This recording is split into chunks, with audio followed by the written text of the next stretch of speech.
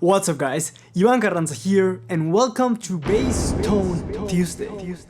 For today's episode, we're gonna discuss why you should use overdrive or distortion on your bass.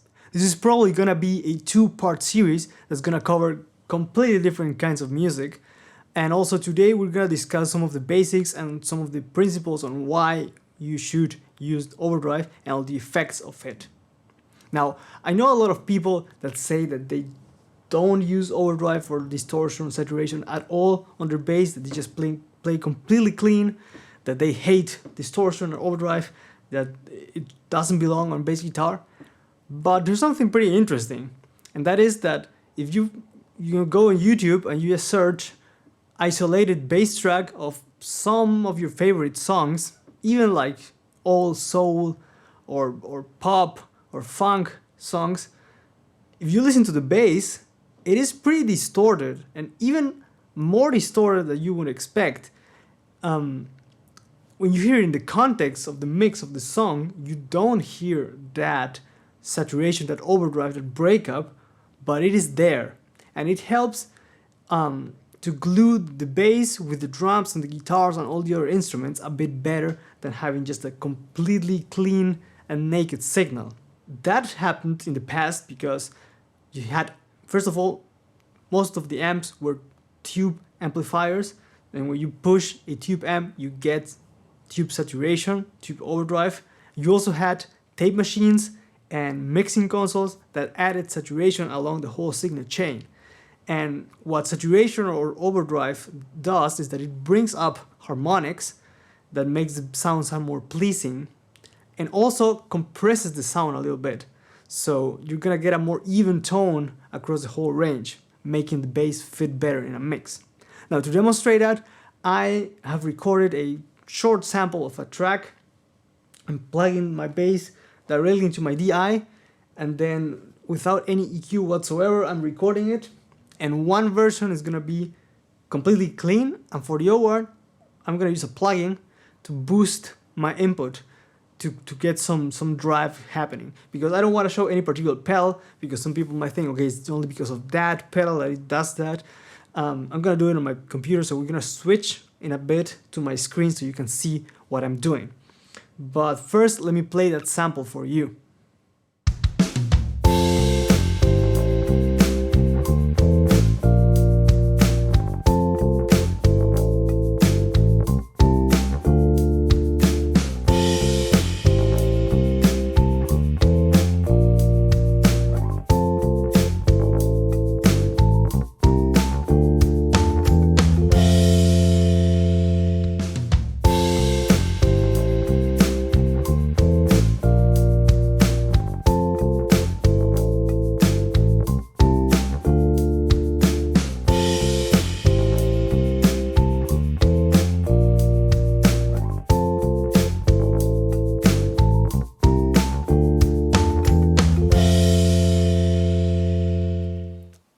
So we switched cameras, and now you can see my computer screen as well, and I'm gonna show you what's in there and what I've done to the bass.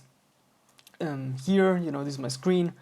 This is Logic 10 if you're not familiar with it, and I've got bass clean, I've got a bass drive, and I've got a bass, the same thing. I copied it twice and I printed so that I don't have to use the plugins active.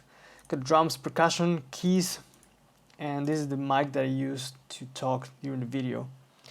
And I'm gonna solo the bass tracks first and then bring in the rest of the band so you get an idea of how it sounds. But this is the bass clean.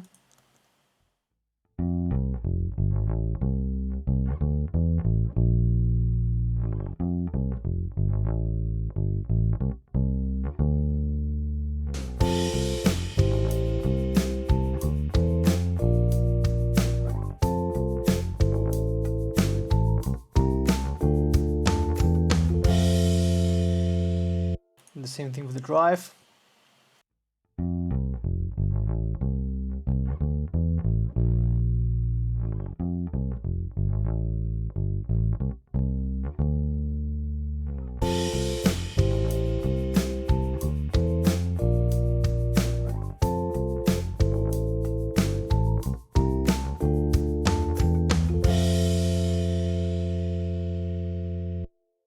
Okay, so there are a couple of points where you can definitely hear the drive kicking in a bit more, especially here, for example, right there.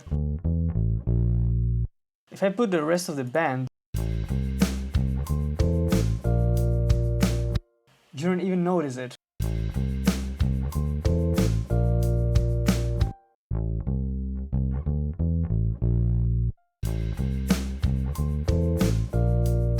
If I compare it to here,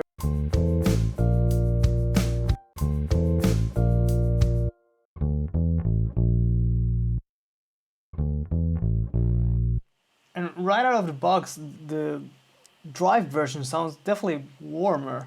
So even though there's like breakup on the bass, you don't hear it in the context of the mix, or you even when soloed, it's not like a super aggressive and in your face kind of overdrive or distortion. It just, you know, brings everything a bit more together, and it gives it a bit like a wider tone.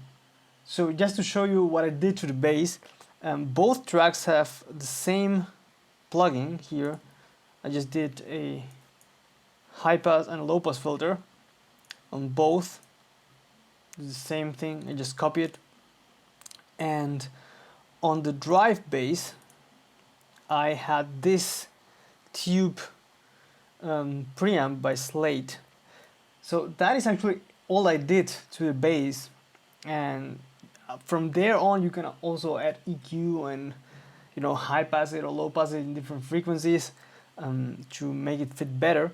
Even though we're getting breakup and distortion, it is not like overly aggressive or anything, and we only have drums, keys and bass at the moment. If you start layering more instruments like vocals and guitars and whatnot, strings, and, you know, that breakup, that overdrive, that distortion is not gonna be audible. You're only gonna get the bass tone, and the saturation is gonna help glue everything together.